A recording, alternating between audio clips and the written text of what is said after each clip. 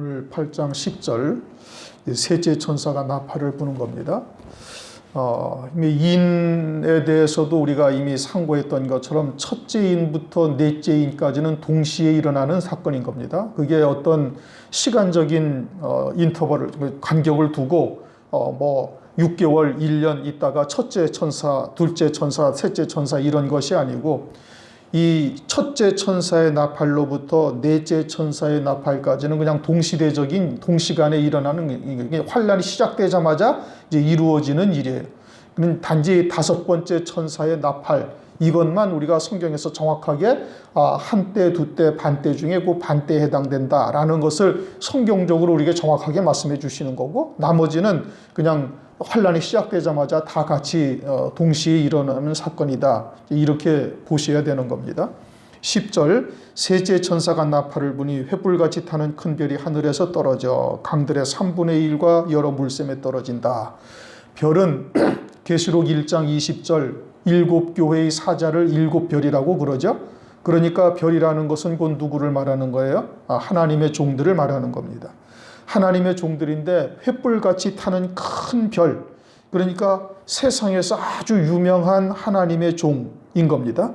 세계적으로 유명한 종인데 하늘에서 떨어졌다, 타락했다 이 뜻인 겁니다. 그런데 여러분 한번 좀 생각해 볼 게 있어요. 달도 별이에요, 아니에요? 별이죠, 그렇죠? 달보다 더 큰 별이 있어요, 없어요? 더 크게 밝게 빛나는 별이 있어요, 없어요? 없죠.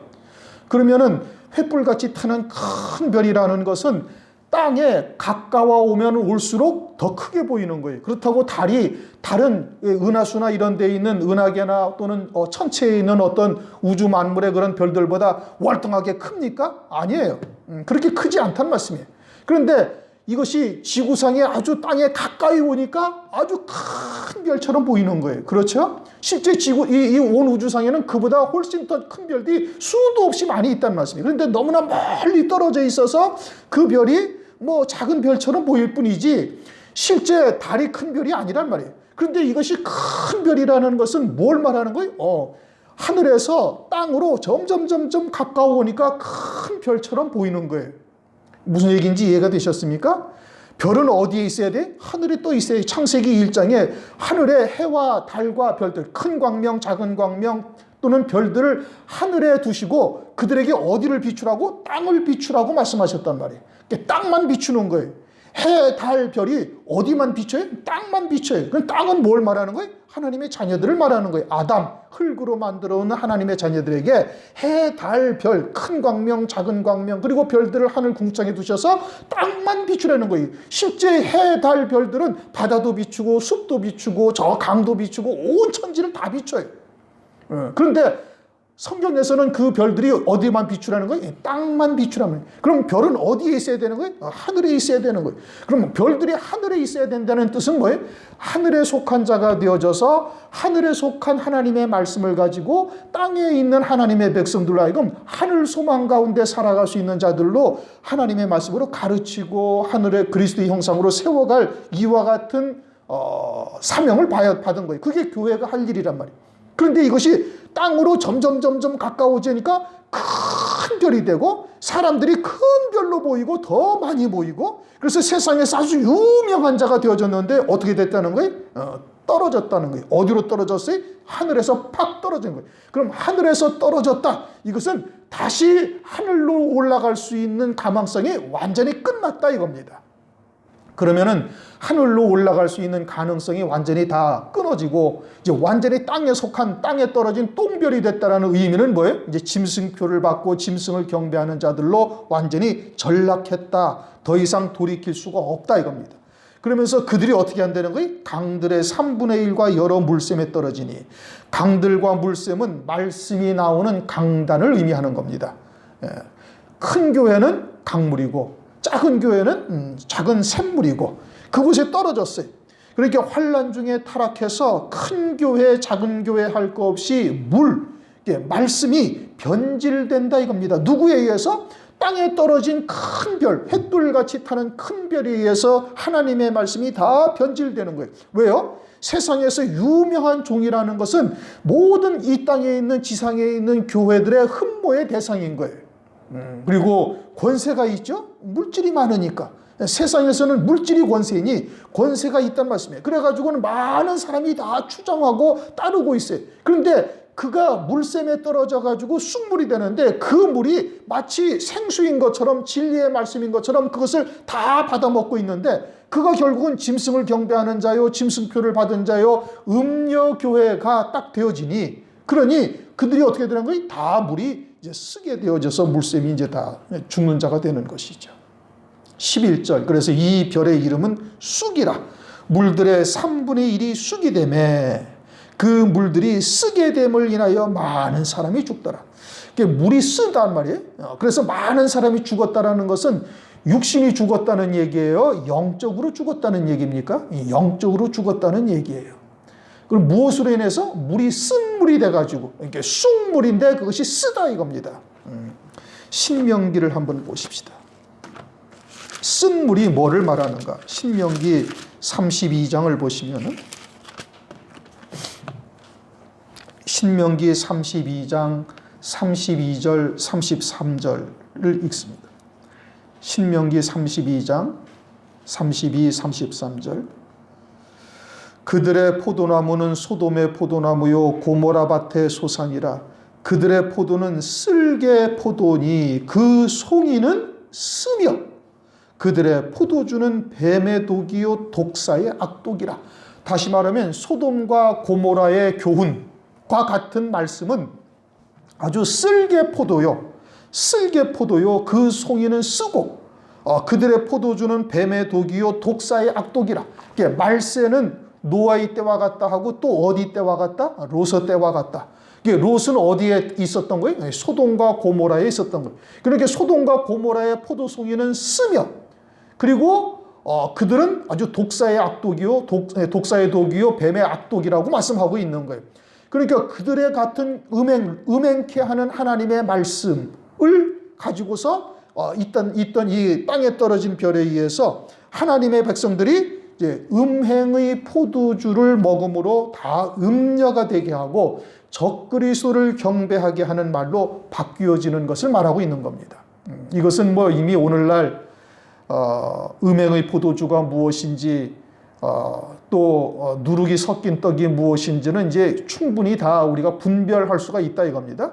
그들이 땅에 가까운 말씀을 전하는 거예요. 땅에 가까이 있는 횃불과 같이 타는 큰 별, 그 가운데 큰 별이 딱 떨어지면서 이제는 하나님의 종들의 3분의 1이 다 그 물을 먹고 이제 쓴 물과 함께 죽게 된다. 이게 영적으로 죽임을 당하는 겁니다. 더 이상 살릴 수 있는 가망성이 완전히 없다. 그거는 뭘 말하는 거예요? 이 짐승표를 받고 음녀교회가 되었다 이 뜻인 겁니다. 야고보서 3장 11절 샘이 한 구멍으로 어찌 단물과 쓴 물을 내겠느냐. 단물은 이것은 하늘에 속한 말씀이죠. 쓴 물은 누룩이 섞인 떡이요 혼잡한 말씀이요 비진리와 같은 것을 말하는 것이고 영생에 이르게 하는 하나님의 말씀을 썩어질 것을 소망하게 하는 혼잡된 말씀을 말하는 거예요. 세상의 복을 쫓게 하는 말씀이죠. 이것은 바리새인의 교훈이나 사두개인의 교훈의 결국은 다 금덩어리인 겁니다. 이미 우리가 여러 차례 상고했던 것이죠.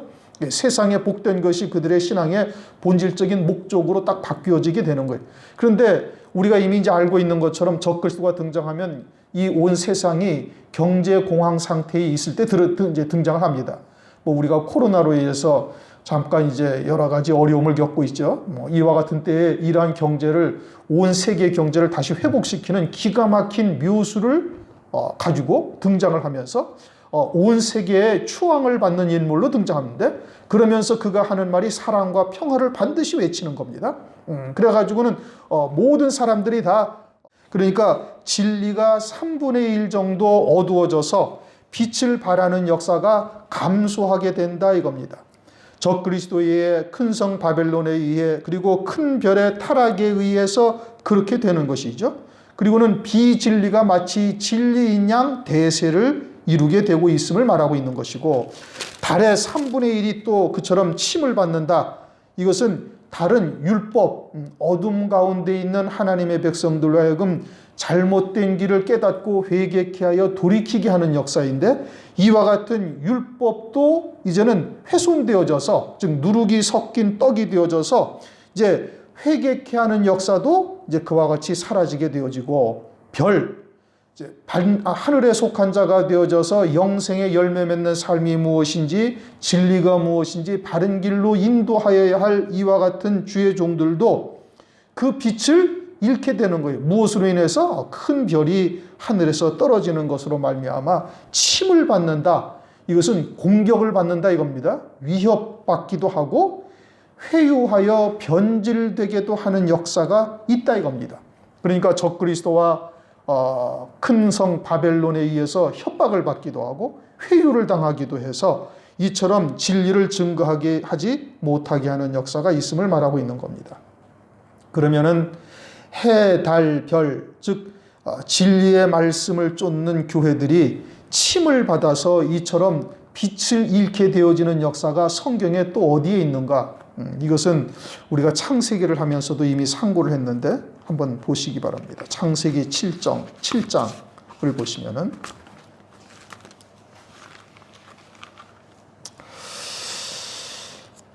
창세기 7장 19절 20절을 한번 읽어보십시다. 창세기 7장 19절 20절.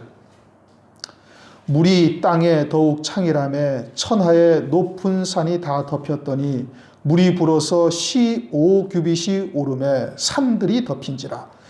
이제 40일 동안 홍수가 창일함으로 150일이죠.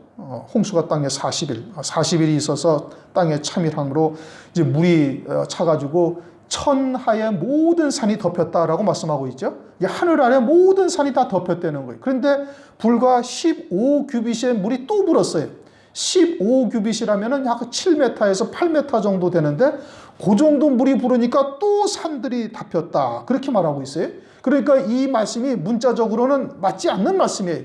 하늘 아래에 있는 모든 높은 산들이 다 덮였는데 거기서 물이 불과 7, 8m 올랐다고 또 산들이 덮였다라는 것은 그건 논리적으로 맞지 않는 말씀이죠. 그러니까 이것은 영적인 의미를 담고 있는 것이고, 그것은 산이라는 것은 오늘날 교회를 말하는 거예요. 갈라디아서 4장에 산이라는 것은 오늘날 교회를 말하는 것이고, 천하의 산들이 덮였다. 홍수가 나서 첫 번째 천하의 모든 산들이 덮였다라는 것은 천하의 영광을 보여주는 말씀을 가지고 있던 산들은 그저 홍수가 나자마자 다 물에 잠기는 것이고, 그러면 15규빗 즉 7, 8m 정도의 물이 더 불어서 또 산들이 덮였다는 것은 어떤 산이야? 이건 천상의 산을 말하는 거예요. 하늘 위에 소망을 가지고 살고 있던 이와 같은 말씀을 가지고 있던 자들도 그 중에 물속에 잠기는 자들이 있다, 이걸 말하는 겁니다.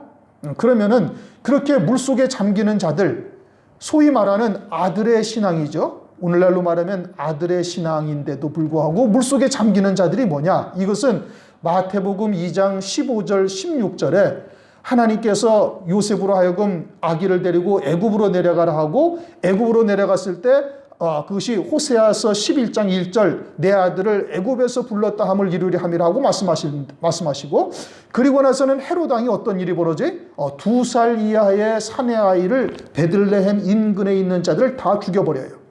2살 이하의 사내 아이만 죽여요. 딸내미 여자아이는 죽어요? 안 죽어요? 안 죽어요.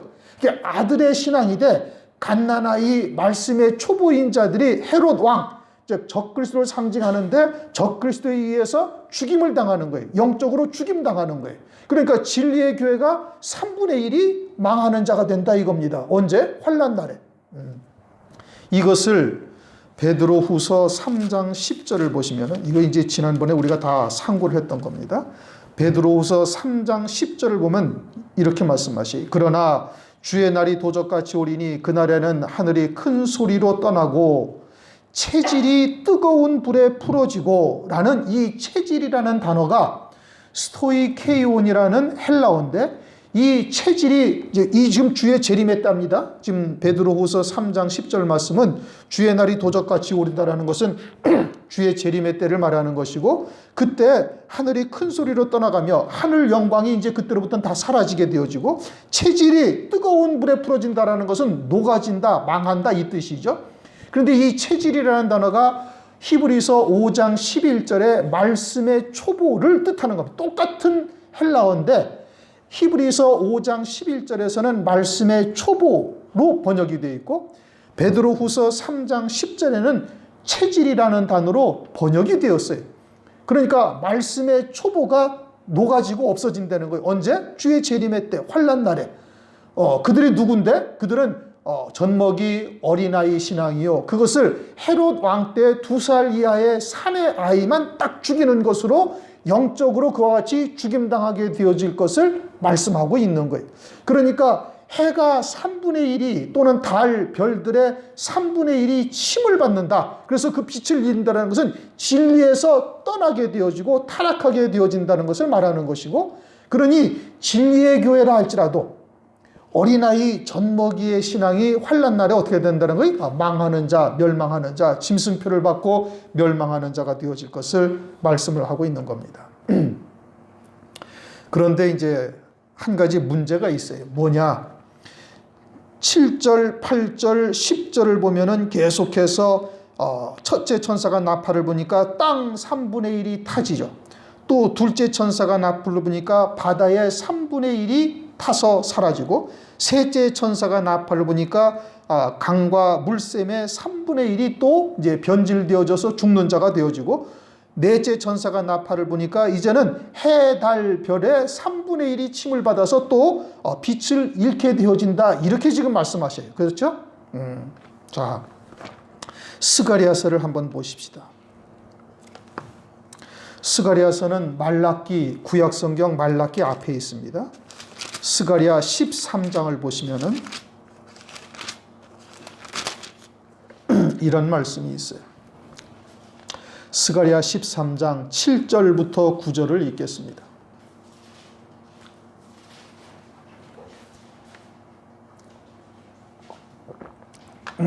다 찾으셨습니까? 이 중요한 부분이니까 이거는 다 찾으셔서 한번 읽어보셔야 돼요. 스가랴 13장 7절부터 9절 다 같이 읽습니다. 만군의 여호와가 말하노라. 가라, 깨어서 내 목자, 내 짝된 자를 치라. 목자를 치면 양이 흩어지려니와 작은 자들 위에는 내가 내 손을 들이우리라.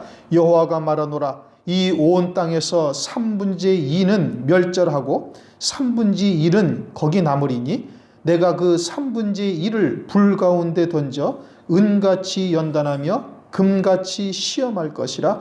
그들이 내 이름을 부르리니 내가 들을 것이며 나는 말하기를 이는 내 백성이라 할 것이요 그들은 말하기를 여호와는 내 하나님이시라 하리라. 그런데 지금 7절에 내 목자 내 짝된 자를 치라, 목자를 치면 양이 흩어지려니와, 이것을 초림하신 그리스도에게 비유해서 이걸 말씀하셨어요.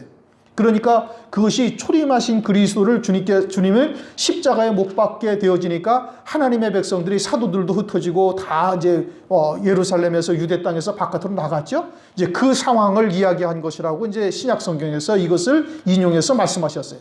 그러면은 이제 그럼 8절 9절에 3분의 2는 멸절하고 3분의 1은 남았다. 그러면 초림하신 그리스도께서 십자가 위에서 죽임당하시고 부활하시고 성령으로 임하셨을 때도 그러면 이 유대인들의 3분의 2는 버리시고 3분의 1은 구원받았나요? 아니죠. 그렇죠? 그게 아니란 말씀이에요. 그러면 이 말씀이 지금 초림하신 그리스도에게 국한된 말씀이냐? 그게 아니란 말씀이에요. 그러면 이 말씀은 무엇을 말하는 거예요? 주의 재림의 때를 말하는 거예요. 주의 재림의 때 교회의 3분의 2가 어떻게 된다는 거예요? 멸절당하고 3분의 1도 그나마 남은 3분의 1도 어떻게 한다고요? 연단 가운데 집어넣어서 아주 은같이 연단하고 연단 가운데 그 가운데서 하나님의 구원을 받는 자들을 주님께서 내 백성 그들은 그들은 자기의 하나님이라고 이렇게 부르리라 이 말씀인 겁니다.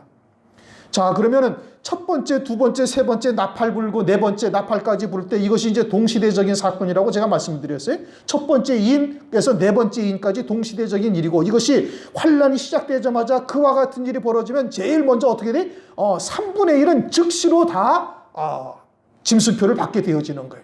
짐승표를 받고 멸망하게 되어지는 것이고, 그러면 나머지 3분의 2 가운데 그 3분의 1만 마지막까지 3분의 1만 남아서 그 3분의 1을 하나님께서 은같이 연단하신단 말이에요. 다니엘서 12장 10절 많은 사람이 연단을 받아 스스로 정결케 하며 희게 할 것이나 악한 사람은 악을 행하리니. 그러니까 교회 가운데 3분의 1이 환난 중에 연단을 받아서 정결하게 된 자들만 구원에 이르게 되어지는 거예요. 그러니까 그 숫자는 얼마인지는 모른다는 말씀이에요. 그러나 하나님에게는 그 숫자는 정해져 있는 거예요. 순교할 숫자들은 정해 있어서 그 수가 차기까지 하라. 이건 요한계시록 6장 10절 11절에 이미 말씀하고 있는 겁니다.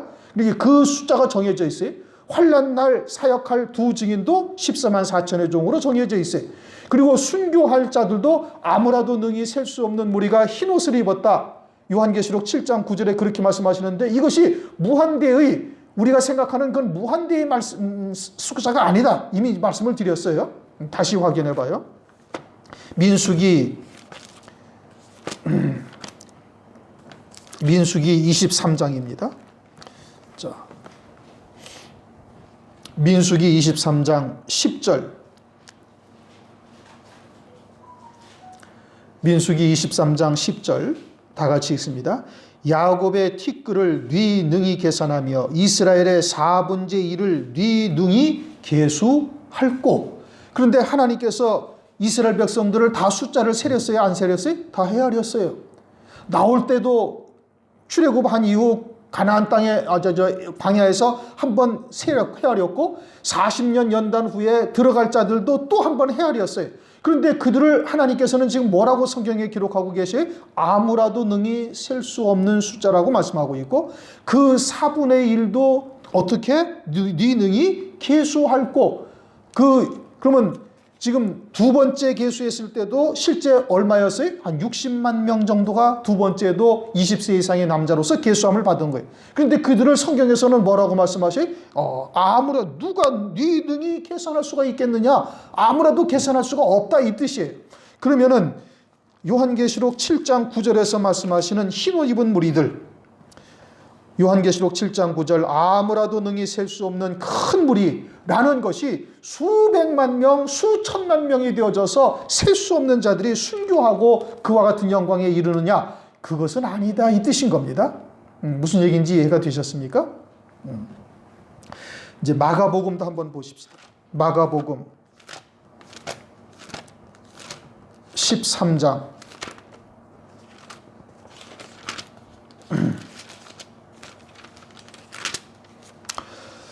마가복음 13장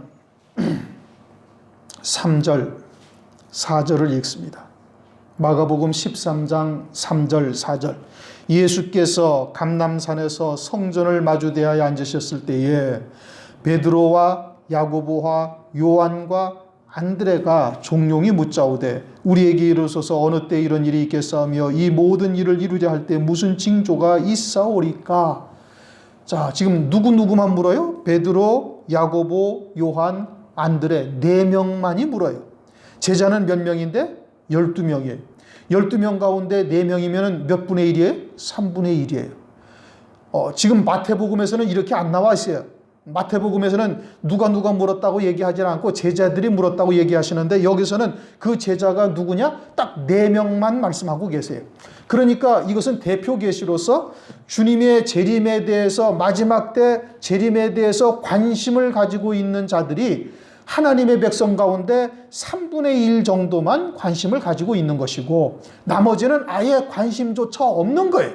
그래서 그들은 도적처럼 맞이하는 자들이 될 것을 말씀하고 있고, 그 3분의 1 가운데 그들을 지금 스가랴서 13장에서 어떻게 한다고요? 그들을 은과 같이 연단해서 그 가운데 구원받는 자들만 이제 환난 가운데 남게 되는 거예요. 그러면 3분의 1은 어떻다는 거예요? 3분의 1은 그냥 그 3분의 2 가운데 절반인 3분의 1은 적그리스도가 등장하자마자 짐승뼈 딱 받고 넘어지고, 그 가운데는 진리의 교회들도 결국은 3분의 1은 휩쓸려 갈 것이고 그 환난 가운데 나머지 3분의 1도 또 넘어갈 것이고 겨우 남는 자가 3분의 1 정도만 주의 재림에 대해서 관심을 가지고 있는데 그들도 하나님께서 그들도 불과 같은 연단 가운데 집어넣으셔서 그 가운데 구원받는 자들만 있다 이 뜻인 겁니다.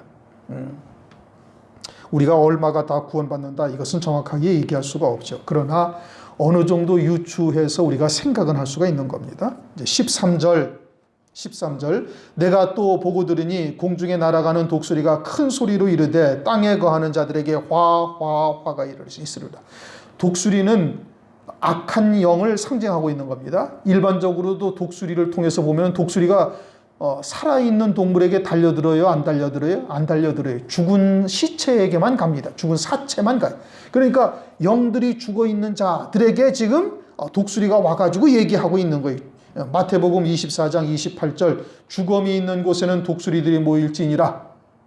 그게 사체들에게 가면 독수리가 간단 말이에요. 그러니까 지금 이 마지막 때 지금 13절은 넷째 나팔까지 불고 난 이후에요. 그리고 화라면서 첫 번째 화는 황충의 화를 의미하고 있는 겁니다. 이제 9장에서 나오죠. 그러니까 9장의 화는 황충의 화는 언제 있어요? 마지막 반때에 있는 겁니다. 그러니까 이제 그때 그러니까 한 때, 두 때를 걸쳐서 순교할 자들은 이미 다 순교가 끝난 거예요. 그리고서는 화가 있다라고 지금 13절에 말씀하고 있는 거예요. 그러면서 그 소리를 큰 소리로 이야기를 하고 있다. 남은 자 가운데 산 자들은 들을 수 있는 큰 소리다 이겁니다. 온 지구상에 아무리 큰 스피커를 연결해 놓고 이야기해도 다 들리지가 않죠. 그런데 이 소리를 그들은 들리게 되는 거예요. 독수리가 화로다. 공중에 날아가는 독수리가 영적으로 죽은 자들에게 나가면서 얘기하는데 이때 그들이 비로소 딱 듣게 되는 거예요. 언제? 황충의 화를 앞두고. 그런데 그들이 어떠한 자들이라는 거예요? 땅에 거하는 자들이다 이 뜻인 겁니다. 화가 왜 있느냐? 땅에 거하는 자들이기 때문에 화를 당하는 거예요. 땅에 속한 미련을 온전히 끊어내지 못하고 있기 때문에 그러는 거예요. 하늘의 영광이 예비되어져 있는 순교자의 영광에 들어갈 자들도 있고 또 예비처 성도들도 있어요. 그 중에는. 그런데 그들이 땅에 속한 미련을 온전히 끊지를 못하니까 하나님께서 마지막으로 황충의 화 같은 죽고 싶어도 죽지 못하는 차라리 죽는 것이 훨씬 나은데 그 죽고 싶어도 죽지 못하는 어마어마한 고통을 주어서 세상에 속한 미련을 다 끊어버리게 하는 역사를 하나님께서 이루시는 거예요. 그러니 하나님은 사랑이시죠. 그냥 버려둬도 멸망의 자식이라서 그냥 버려두어도 괜찮을 것인데 마지막에 황충의 화를 통해서 그나마도 하나님의 택한 백성들은 순교자에 이를 자들은 순교의 영광으로 예비처에 갈 자들은 예비처에 갈 자들을 하나님께서 이끌어 가시는 하나님의 역사다 이겁니다. 그래서 첫 번째 화가 있을 때 계시록 9장 4절 그러니까 이제 여러 차례 우리가 상고했던 내용이 다시 한번 읽어보십시오. 9장 4절 저희에게 이르시되 땅의 풀이나 푸른 것이나 각종 수목은 해하지 말고 이것은 완전히 땅에 속한 자들이죠. 그것은 이미 짐승표를 받은 자들인 거예요. 그들은 이미 앞에서 어떻게 하는 거예요? 다 풀도 사위고 바다도 피가 되고 또 물들도 3분의 1이 돼서 물샘들에 떨어지니까 그들이 다 죽더라. 또 넷째 천사가 나팔을 보니 해, 달, 별도 3분의 1이 침을 받아서 다 어두워졌다. 그러면 다 죽었다는 얘기예요. 그렇죠? 그런데 여기서 땅의 풀이나 푸른 것이나 각종 수목은 해하지 말라. 그러면 앞에서 죽었다라는 것은 뭐가 죽었다는 거예요? 영이 죽은 거예요. 육체를 친 것이 아니란 말씀이에요. 그런데 이제 오직 이마에 하나님의 인 맞지 아니한 사람들만 해야 말. 그러니까 인 맞은 자들도 있는데 인 맞은 자들은 해하지 말고 인 맞지 아니한 자들 가운데 땅이나 풀이나 나무에 해당되지 아니하는 순교할 자들 또는 예비처로 갈 성도들 요 사람들만 해하라 이겁니다. 그들만 해하는 것이죠. 그러니까 이 앞에 넷째 천사까지의 나팔은 영적인 일이에요. 죽인다라는 것이 영적인 죽임을 말하는 것입니다. 짐승표를 받고 영원한 멸망에 처해져서 이제는 다시 회개할 기회가 완전히 사라진 자들을 말하는 거예요. 첫 번째 화는 이제 그처럼 황충의 화요. 둘째 화는 이제 유브라데 전쟁이요. 셋째 화는 하나님의 일곱 진노의 심판이 되어지는 겁니다. 일곱 진노의 대접이 쏟아지는 것이죠. 그 일곱 진노의 대접이 쏟아지면은 이제 모든 것이 다 끝나버리는 거예요. 그러면은 이 지구는 새 하늘 새 땅으로 바뀌어지는 겁니다. 히브리서를 한번 보십시다. 히브리서 1장.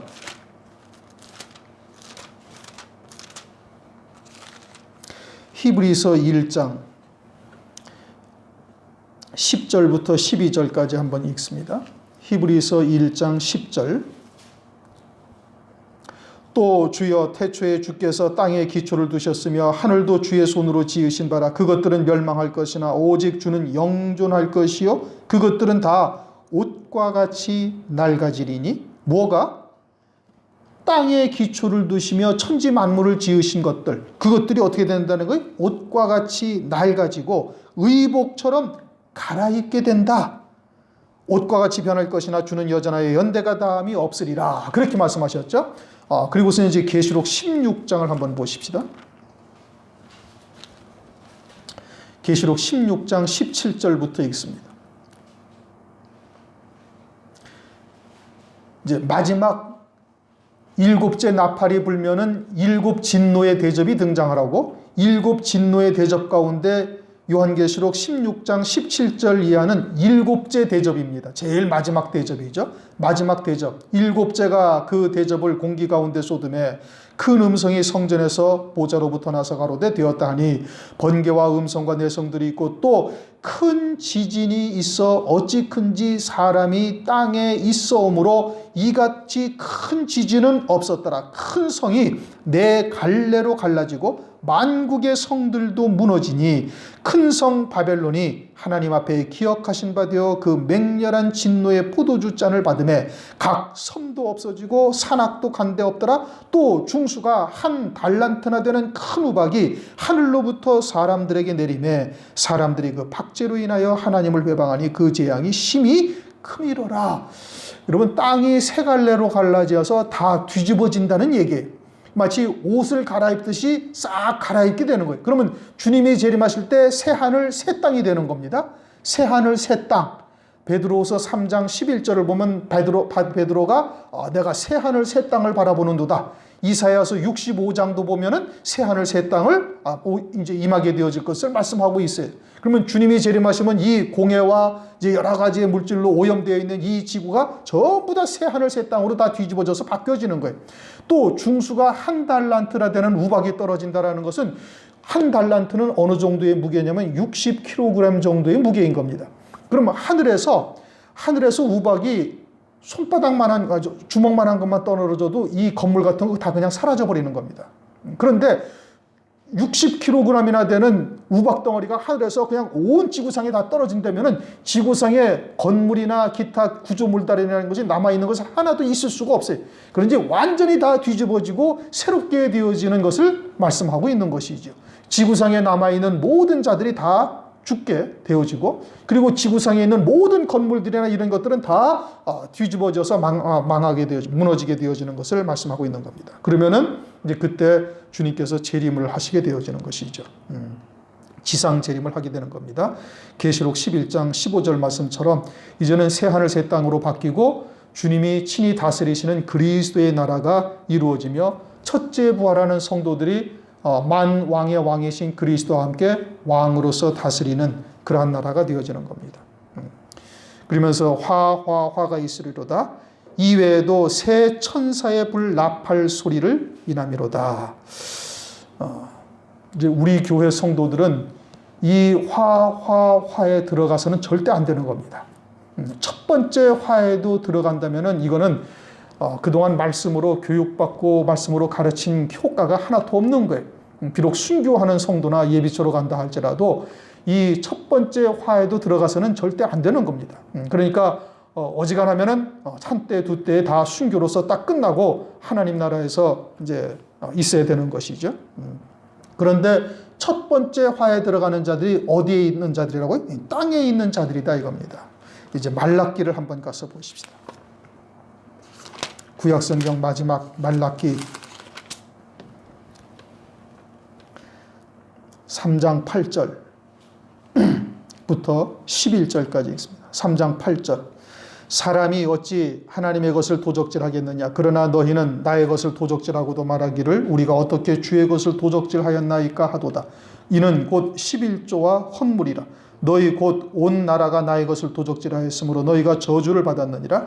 만군의 여호와가 이르노라. 너희의 온전한 11조를 창고에 들여 나의 집에 양식이 있게 하고 그것으로 나를 시험하여 내가 하늘 문을 열고 너희에게 복을 쌓을 곳이 없도록 붙지 아니하나 보라. 만군의 여호와가 이르노라. 내가 너희를 위하여 황충을 금하여 너희 토지 소산을 멸하지 않게 하며 너희 밭에 포도나무의 과실로 기한전에 떨어지지 않게 하리니.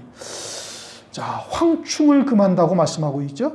그러니까 순교의 신앙의 선자, 어린 양의 생명책에 농명이 되었다 할지라도 요 물질에서 온전히 벗어나지 못한 자가 되어지면 황충의 화를 받게 되어지는 거예요. 그러니까 이 땅에서 그와 같이 물질에서 온전히 벗어난 자라는 믿음의 표가 하나님 앞에 온전한 예물을 드리는 거예요.